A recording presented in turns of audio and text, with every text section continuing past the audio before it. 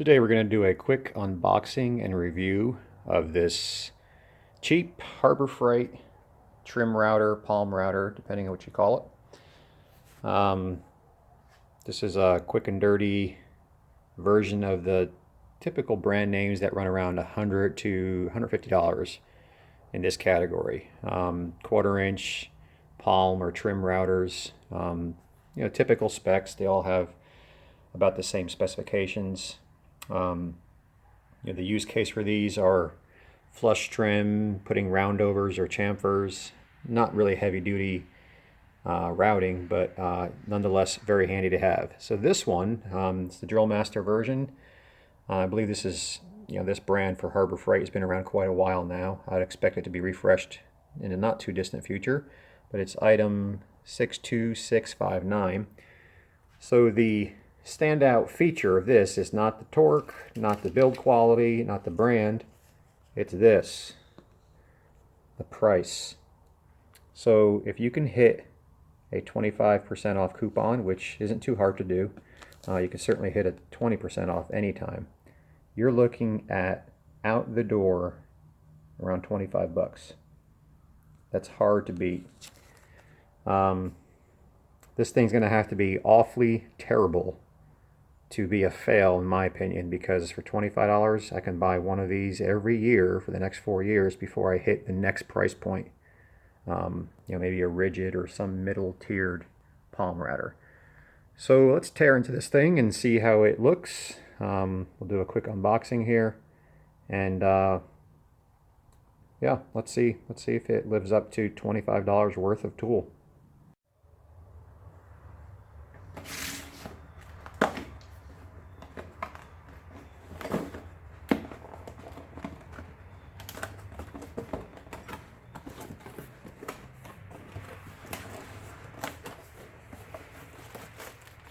Instruction manual.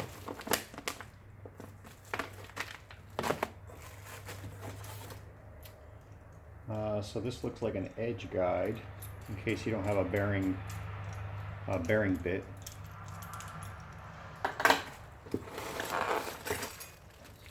This is fence.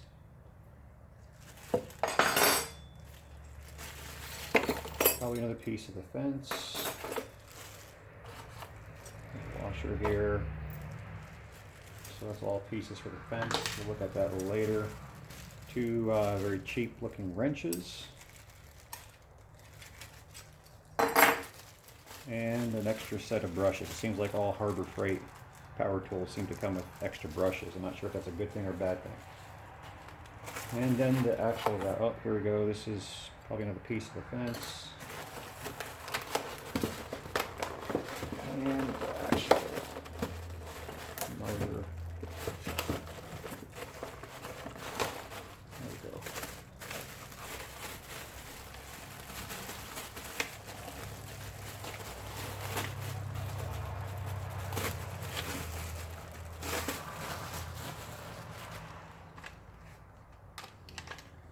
There it is.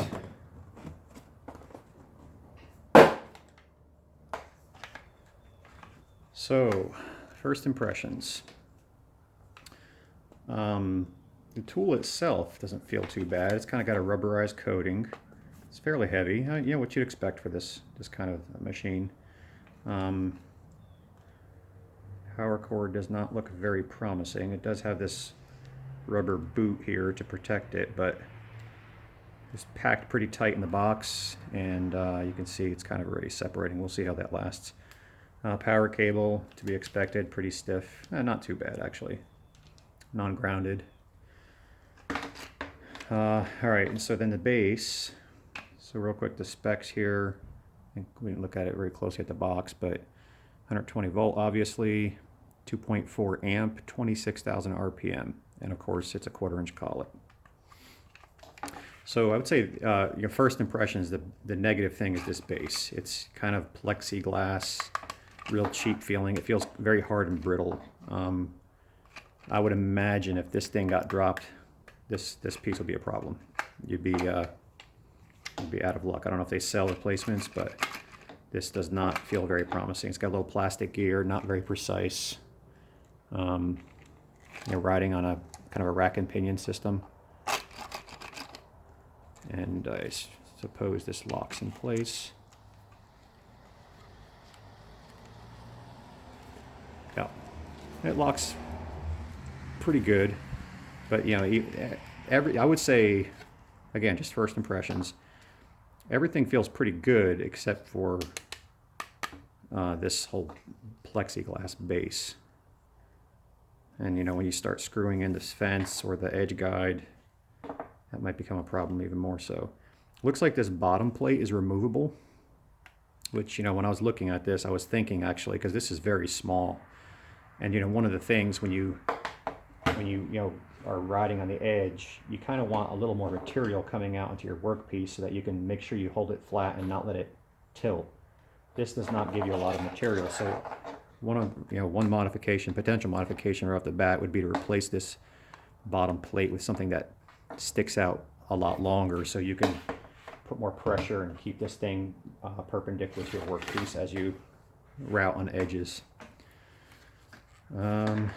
So let's see what else. There are some detents showing the measurement. I don't know how accurate that is. I don't know if we'll get into that in this video, but it does show about probably 1.5 inches or so of depth adjustment.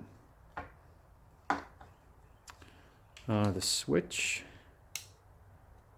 it's protected by some pretty rigid pieces, maybe even metal coated with their same rubberized coating. The switch feels pretty good. I don't think I have any complaints there. All right, well, let's plug this thing in and see how it sounds before we actually do any test cuts here.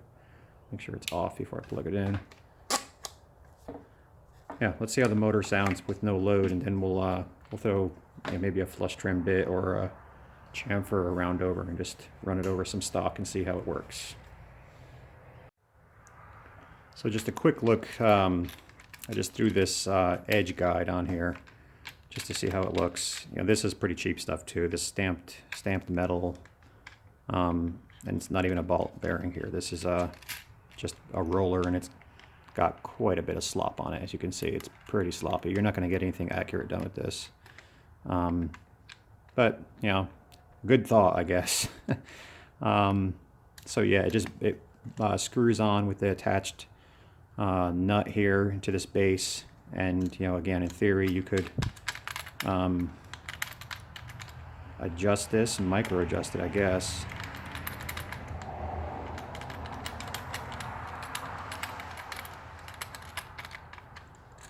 You know, to ride up against, you know, maybe you want to cut a rabbet or something on the edge of your piece for joinery. That's included. And then here's the fence. Again, real cheap stamped steel stuff.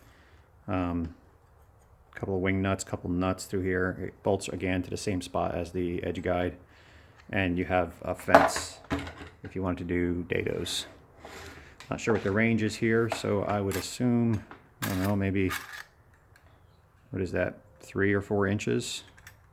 Maybe 3 inches fence capacity. You probably can reconfigure this thing somehow, repurpose it. I don't know that I would ever be using it. Looks awfully cheap and not very confidence inspiring, but it's something. All right, let's plug it in and see how it sounds. All right, we got it plugged in. Let's fire her up.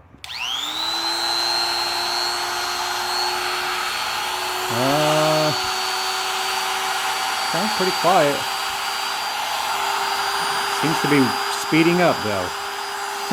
I'm not sure if it's... Can you hear that? It's getting faster and faster. I guess I'm going to call that the break-in period.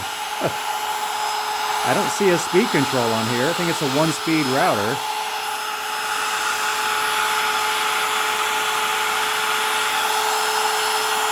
And it's about stabilized now.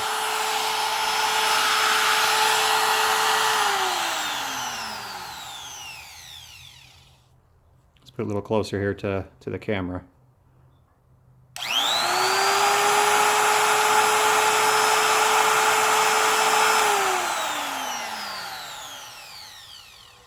Yeah, it definitely took a second for it to speed up there the first time I did it, but after that, it seems to be fine. So I'm going to call that the break-in period, 30 seconds.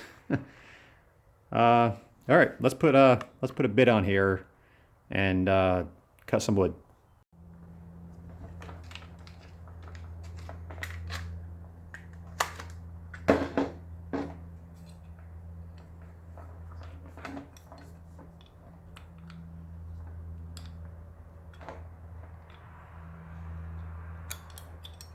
Okay. I don't think the wrench even fits. That's really tight. That's marring up the collet already. Okay, that's a fail. These wrenches, the small one doesn't even fit over the spindle. Let's try from the other side, maybe it's tapered. Nope. That does not fit. And the big one for the collet nut barely fits. We're starting to approach that $25 value mark. All right, let's go find some wrenches that fit. I'm assuming it's metric. Okay, so it looks like it's 11 millimeters for this spindle nut here. It's not really a nut, it's, you know, the flats on the spindle. And then the collet is 17 millimeter. Here's the problem, and you know, this is starting to get frustrating. You know, this is just a standard, I don't know what brand, it's a no-name brand combination wrench. It's not the thinnest one, it's not a low profile, it's a standard one. And it won't fit. I mean, it fits, it's 11 millimeters, but the spacing between the threads and, you know, the base of the router, you can't even get the whole wrench around it. So that's another fail. You know, obviously this one's really skinny, but this doesn't fit. I suppose you can take a little grinding wheel to this, and that's what I may do, but come on, Harbor Freight. All right, so I'm gonna just jam that on there as best as I could, and let's hope we can get this to work. Which, as you can see, I'm struggling. All right, so it's loose. Throw a bit in there. This is just a 1/4 inch round over, or 1/2 inch, I'm not sure. Let's see if we can get this tight enough to use. And it might be pretty challenging, just to be honest. All right, I'm gonna have to do it off camera.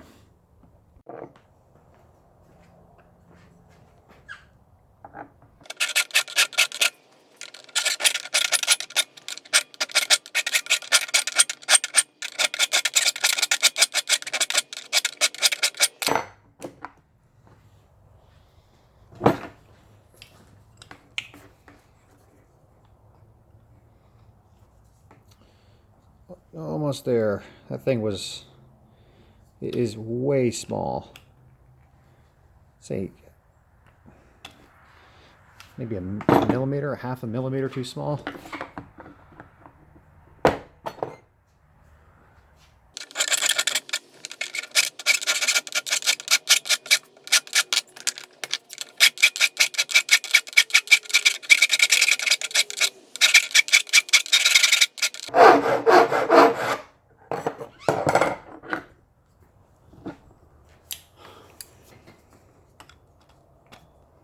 There we go.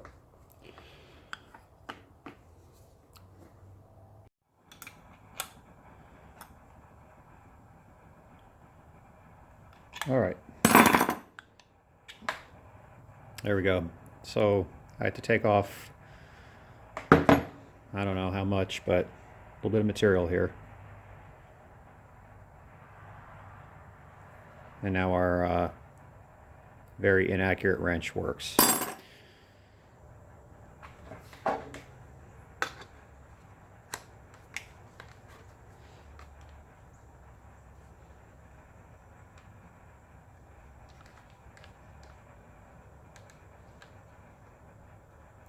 It's hard to make micro adjustments with this thing. This little plastic gear is not very accurate as I suspected. All right, let me get some stock to cut here. All right, here we go. Clamp down a little 2x here and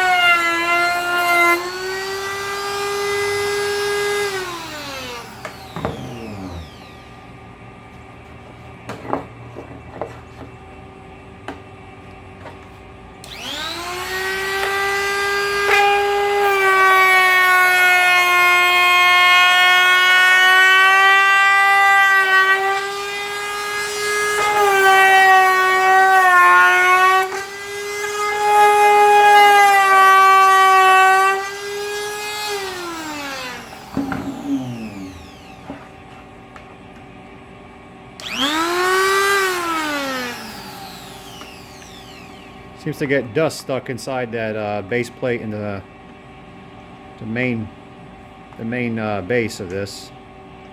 I don't know if it's supposed to be for dust collection. I don't know if this piece is supposed to close that off or something.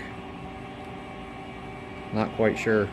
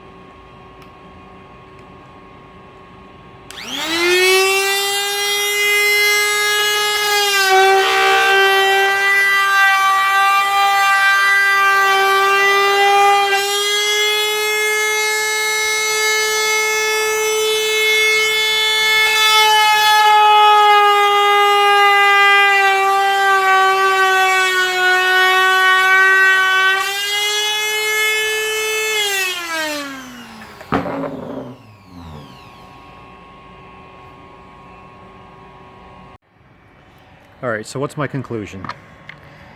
You know, I had hopes that this, would be a worthwhile purchase at the price range because it's so cheap, and I thought that was compelling. You know, $25, 25% off coupon. Really, we're looking at like $23, less than $23 with tax, at least in my state. So what's my conclusion? Man, you know, I hate to say this because I'm all about getting a great deal. You know, people that know me, they know that I'm actually a fan of some of Harbor Freight's stuff. But this one I would pass, guys. This one's a big fail. So why? You know, as I said in my first impressions, and you know, it's one of those things, don't judge a book by its cover, but in this case, you can judge it by its cover because the motor itself, you know, of course, we haven't run it for more than just a few minutes, so we'll see how it lasts, but I suspect, you know, it's not rocket science to create a motor that spins a spindle. It feels good, it feels solid, you know, the wire, this boot, that'll be fine. I'm sure that'll last, you know, for what I'm doing. This is not a professional user. This is kind of a homeowner DIYer perspective. That part is all fine. I think that I can live with it. What I can't live with is this whole system, this base. It's very inaccurate, very clunky. This rack and pinion setup, you know, it kind of pinches around the body of the router. I was, you know, pressing in this roundover up to my stock, and this would shift up. And the other thing is, I'm not even sure, and you can kind of see it there, I'm not even sure this thing is true, 90 degrees to the spindle. It seems like it's off. And to me, you know, if you can't trust the base, if you can't trust the adjustment, what's the point? So $25, is it worth it? No, I don't think it is. I think pass on this one. You know, if you really are strapped for money and $25 is your budget, you know, I guess pick it up and maybe you'll have better luck than I do. But I think I'd rather go find a used $100 palm router for 50 bucks or so on Craigslist than waste my time with this thing. This thing's, my opinion, it's a fail. It's garbage. Not worth 25 bucks. So that's about it, guys. Sorry, disappointed in this one. I'm not sure if I'll send it back or if I'll figure out, you know, use this in a project. I may build something around it, replace this whole thing, and use it to drive something, or maybe, I don't know, put it under a table. We'll see. It's kind of underpowered to be a table router, but I'll play around with it a little bit and see if I can make it worth keeping. If not, then it's either going to go in the trash or back to Harbor Freight. All right, guys, thanks for tuning in. Stay tuned. Hit that like button. You got any comments or questions, throw them in the comment section below, and I'll try to answer them. If you want to see a follow-up on this router after I use it a little bit, let me know in the comments as well. If there's anything else you want me to review, just let me know in the comments below, and hit subscribe, and I'll be posting some more tool review videos. I also do some videos on automotive stuff, car detailing, car care products. I touch on a little bit of everything. So anyways, thanks guys, thanks for watching, and we'll see you in the next one.